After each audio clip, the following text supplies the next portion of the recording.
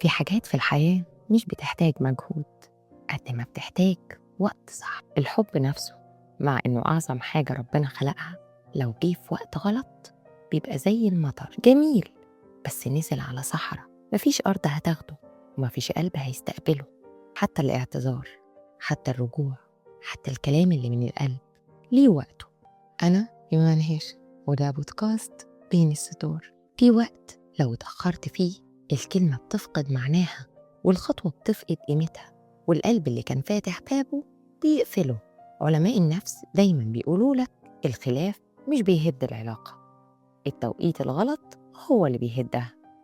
لأن الإنسان لما بيهدى مش بيفكر في الصلح، لأ، هو بيفكر في حاجة واحدة بس: هل اللي زعلني يستحق إن أنا أرجع له تاني وأدخله حياتي تاني؟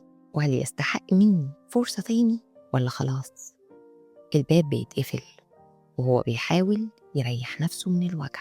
دكتور مصطفى محمود بيقول مش كل انسحاب خسارة، أوقات بيكون إنقاذ للنفس. والغريب إن الجملة دي مش بس عن الرحيل، ده عن التأخير اللي بيخلي الشخص اللي قدامك يحس إنك ما استاهلتش محبته، وإنك ما قدرتش وجعه، وإنك مش فاهم قيمة اللحظة اللي كان محتاجك فيها. ابن خلدون كان ليه مقولة شهيرة بيقول إن المشاعر زي الدول، ليها أعمار وليها لحظات قوة ولحظات ضعف. ولو فوتت لحظة الضعف خلاص الدولة بتقوى عليك. والناس بتقول سيبه يهدى، لما يروق هيكلمك. بس الحقيقة لأ، الإنسان لما بيهدى بيفكر، ولما بيفكر بياخد قرار، والقرار غالباً مش هيبقى في صالحك، لأنك غبت في اللحظة اللي كان محتاج يشوفك فيها، اللحظة اللي كان موجوع فيها، اللحظة اللي كان منكسر وكان محتاج تطبطب عليه وتطمنه وتحسسه بالأمان. وهنا القصة بتبدأ وصاحبها بيقول أنا مرتبط بحبيبتي بقالي أكتر من 4 سنين وبنحب بعض حب كبير، بس حصلت بينا مشكلة واحدة بس، ومن سنة كاملة أنا مش عارف أوصل لها. هي قافلة كل الأبواب، عاملالي بلوكات من كل حاجة، مش عارف أوصل لها، ولا عندي باب لفرصة اعتذار. أنا مش عارف هل كده الموضوع انتهى ولا لسه عندي أمل إن أنا أعرف أرجع لها. والغريب إن السؤال اللي الشخص بيسأله هو نفس السؤال اللي كتير منا بيسألوه: هي العلاقة انتهت ولا لسه الباب مفتوح؟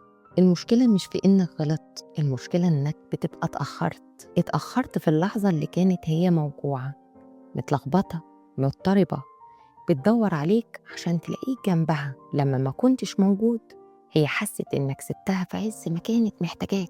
وأسوأ وجع مش الوجع اللي بيجي من غريب، الوجع اللي بيجي من حد أنت بتحبه وشايفه الأمان. حد لما بيغيب كل المعاني بتتكسر. للأسف أنت قويت قلبها من غير ما تقصد، خليتها تتعود على غيابك، تتعود على السكون من غير صوتك، تتعود على إنها تقوم وتعيش وتكمل من غيرك. علماء النفس بيقولوا إن التعود على البعد أخطر من البعد نفسه. البعد مؤلم، لكن التعود قاتل، لأنه بيحول الحب للذكرى، والذكرى لدرس، والدرس لقوة بتخليها تقفل باب ورا باب. وخليني أقول لك حاجة مهمة، هو الأكيد إن الباب ما اتقفلش مرة واحدة، أكيد الباب اتقفل على مراحل. لما كل محاولة من طرفك كانت غايبة، وكل لحظة كانت محتاجاك هي فيها وما لقيتش منك أي رد فعل. سقراط بيقول الإنسان لا يعود لمن أسقط عنه الأمان. الجملة دي كأنها مرسومة على حكايتنا، لأنها بكل بساطة البنت بعد 4 سنين حب حصلت مشكلة، أنت تجاهلت المشكلة، الأبواب كلها اتقفلت، مفيش أي منك رد، مفيش أي تمسك منك، بل بالعكس أنت سبتها سنة وراجع بعد السنة تدور على باب. أكيد هي حست بالافتقاد، حست إن أنت كنت بتلعب بيها الفترة اللي فاتت دي كلها.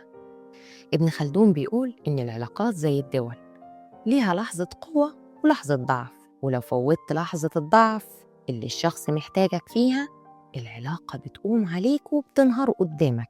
الشخص لما بيهدى مش بيحن، ده بيفكر، ولما بيفكر بياخد قرار، ودايما القرار مش هيبقى في صالحك. احنا اللي بنقول سيب اللي قدامك يهدى، بس الحقيقة الإنسان لما بيروق أو بيهدى بيشوف العلاقة على حقيقتها، من غير مشاعر، من غير اندفاع، من غير تعلق، وساعتها بيسأل نفسه سؤال صعب: هو فين لما أنا كنت محتاجه؟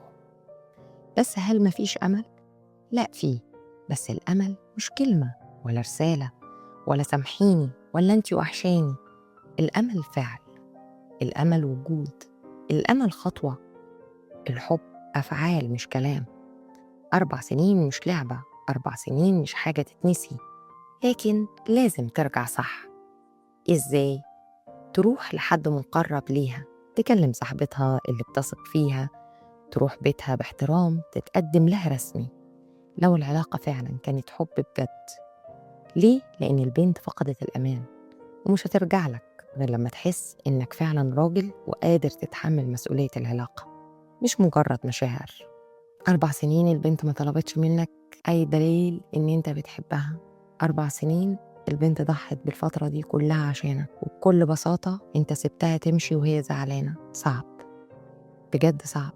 إحنا ساعات بنسيب اللي بنحبهم يتوجعوا لوحدهم وبنقول هو بيحبني مش هيقدر يستغنى عني، مستحيل يمشي ويسيبني، وبننسى إن النفس البشرية ليها طاقة، والطاقة دي خلصت. ولو الطاقة دي خلصت الدنيا نفسها ما تعرفش ترجع اللي كان بينكم، وساعتها العتاب ما بيبقاش ليه قيمة، والألم ما بيبقاش ليه علاج، والقلب بياخد قراره الأخير إنه يقفل، ويقفل للنهاية.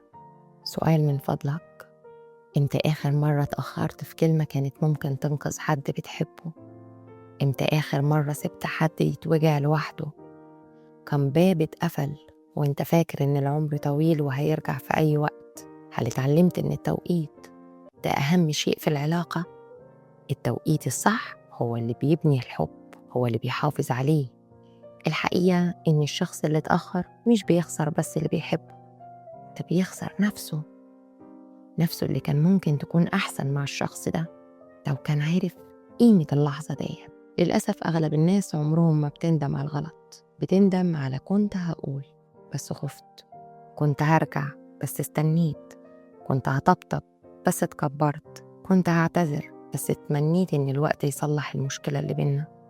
والوقت ما بيصلحش حاجة ولا بيعالج، الوقت بيكشف مين الحقيقي في العلاقة، ومين كان وجوده معتمد على الراحة مش الحب.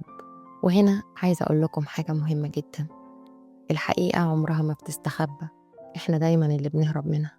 الحقيقة دايما قصاد عينينا، وعلى قد ما بنهرب هتيجي لحظة ونقف قصادها وتجبرنا نبص ليها ونفهم اللي كنا شايفينه من زمان كان كفاية جدا إننا نمشي أو نكمل أو نختار حتى نفسنا. كنتم مع إيمان هيش، وده بودكاست بين السطور. أشوفكم على خير إن شاء الله. يا رب دايما قلوبكم تكون مطمئنة